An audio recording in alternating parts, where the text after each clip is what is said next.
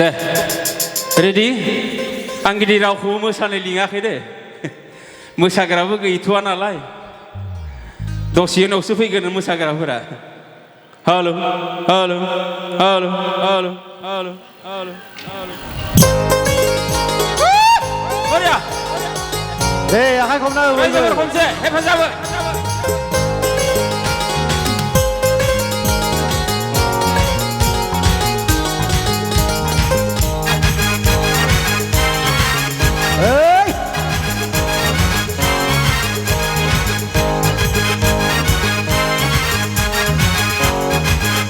बरिया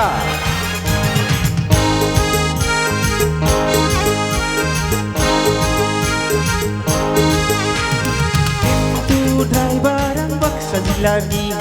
जेरैबो गिदिङो आं बाक्सा जिल्लायाव टेम्पु ड्राइभार आं बाक्सा जिल्लानि जेरैबो गिदिङो आं बाक्सा जिल्लायाव थायो आं मुसलपुराव एखनब्ला कदमतलाव ओइ अनजालिफोर ओइ सनाफोर फोरमायखाबाय नांगौब्ला लाखादो आंनि कन्टेक्ट नाम्बार 96113515380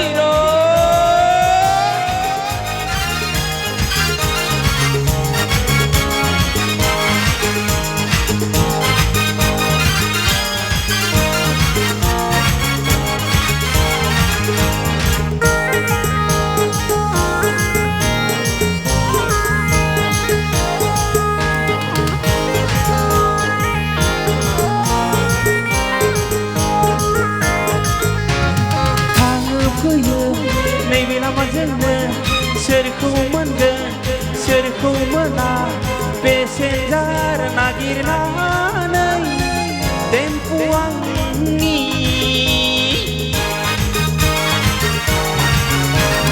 सान्दुंब्लाबो अखाब्लाबो सानखि हर उन्दुब्लाबो लिंफैसै पेसेन्जार टेम्पु आंनि जिउनि लोगोरि माइनाव आंनि हायनारि टेम्पु आंनि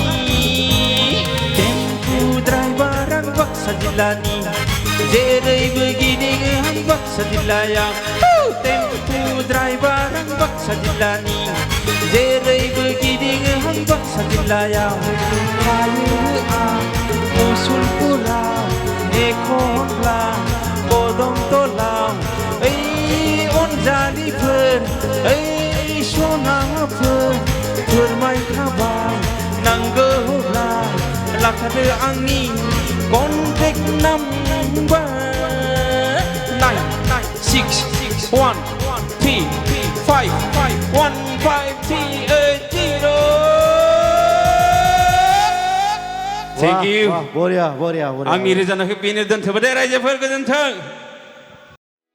भिडिअखौ नायनायनि थाखाय साबायखर गोजोन्थों